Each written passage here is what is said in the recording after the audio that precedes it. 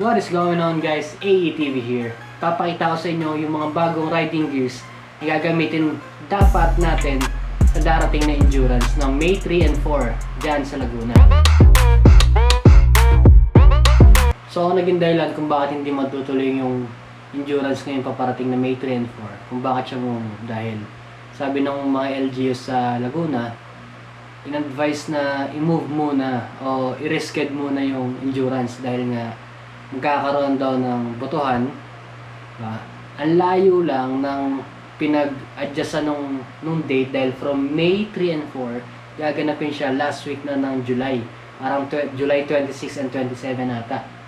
So merong ilang natuwa na nasabi nila yun, may pagkakataon pa sila makasali, pero yung ibang participants mukhang hindi nagustuhan yung nangyari dahil nababasa ko sa comment ang gusto nila mag-reimburse na lang daw.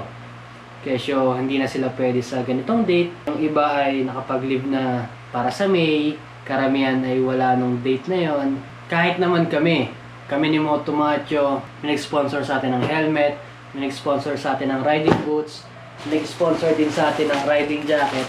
Sobrang prepared na tayo dito. Tapos yun yung mangyayari. Kaya nakakalungkot lang din. Pero moving on, yung video naman na to para ipakita ko sa inyo itong mga to. So, simulan natin dito sa helmet na to. This is the Aero Commander 1. Ito po kung makikita nyo, nakalagay din dyan yung price.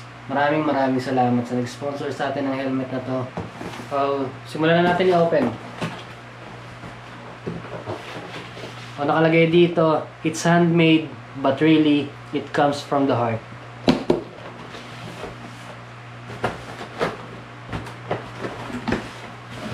O, ito po siya. Pag binuksan nyo, pakita ko na sa inyo ng ganyan. Ito po ay isang Italian brand helmet. Ito po ay mabibili nyo sa mga SEC Moto Supply. So, umpisa na natin. Pakita ko muna sa inyo yung laman ng box bago ipakita sa inyo yung helmet. Unang papakita ko sa inyo na kasama niya ay isang SEC na balaklava.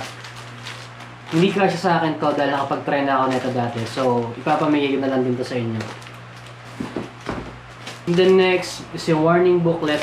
Meron din siyang sticker na Aero. Meron din siya kasamang pin lock. And then yung last na makikita nyo sa kanya is itong box na to. Ang nakalagay dito ay ang kanyang mga accessories. Gaya nito. Para sa chain curtain. And then ito. Para din sa ibabaw, mount yan sa ibabaw ng helmet. Para sa mga camera nyo. Yan. And then ito. Meron na siyang kasamang 3M. And then yung last, the helmet itself. Yan. Siya. Ang pogi, diba?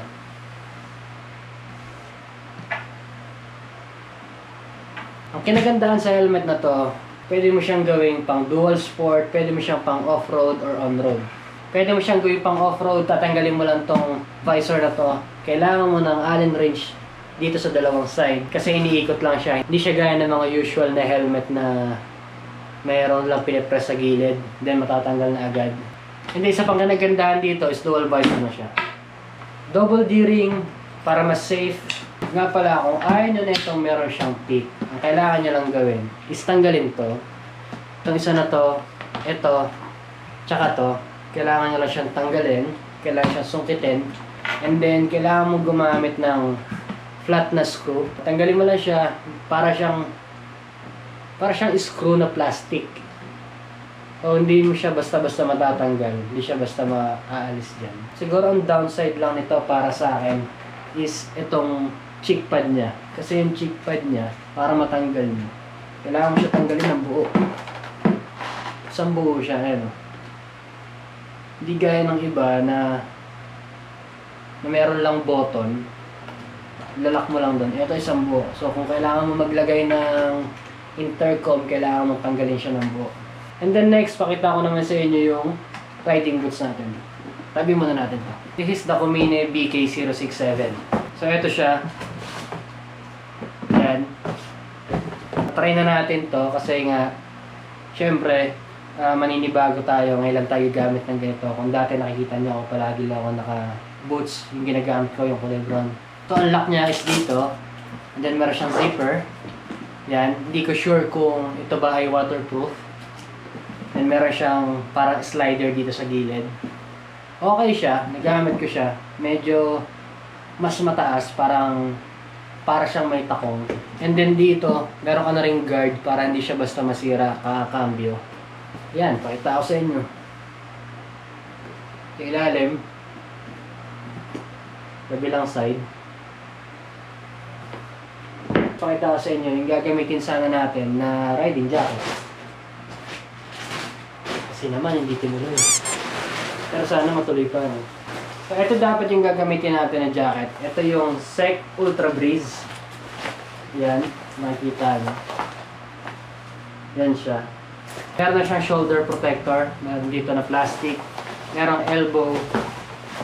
Meron din siyang back protector. Pero wala siyang chest. Meron din pala siyang kasama na hoodie. Kaya ikakabit mo lang dyan dito. Tinanggal ko na siya kasi hindi ko naman siya kailangan ngayon. Makikita nyo to na suot ko kasi sakto. Sa Sunday meron tayong ride. Next week ko na yun ipopost. Suotin ko na lang lahat to kasi sayang naman. Tagal pa ng endurance. So yun lang naman. Siguro pakita ko na rin sa inyo. Binila ko na to ng Hank na chin mount. Pakita ko na rin sa inyo. So ito yung Hank na chin mount. Meron talaga siyang para sa Aero Commander. Nakadesign siya para dyan. So try natin lagay ito. First time natin magkakabit na ito. Mamaya pala kabit na rin natin yung pin lock na ito. Tapos tanggalin natin yung mga sticker. So nakalagay dito, curing time strength 60% after installation, 90% after 24 hours, 100% after 72 hours. Yan po. Then meron na siyang kasama na extra if ever na gusto mo nang mas na-adjust, diba? Ngayon maganda sa kanya. Hindi na siguro natin kailangan tong extra na to. So yan, ganyan yung magiging itsura niya. Ganito. Mas dyan na natin lalagay yung camera natin. Next, kapit naman natin yung pin lock. So, gaya ng sabi ko kanina, kailangan mo ng Allen wrench para matanggal mo itong visor na to.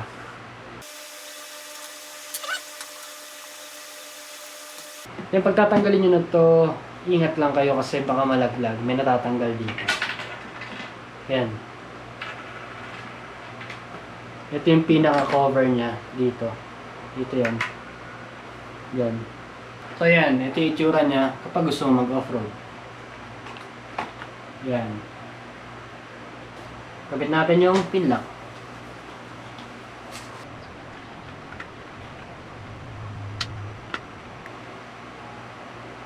Ayan, kapitan natin ang pin lock.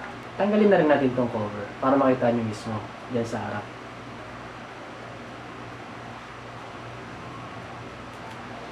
Yan ang itsura niya pag may pin lock.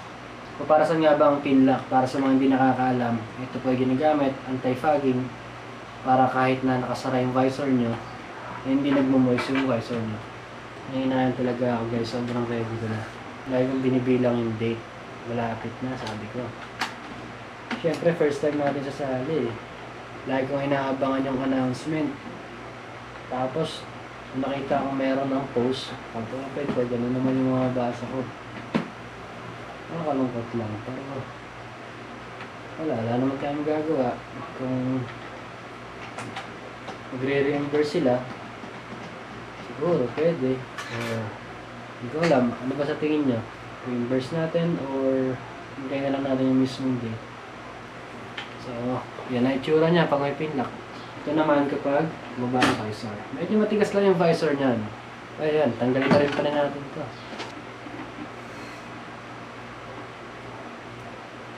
Diba? Swabe oh, ganda oh. Parang Gundam no?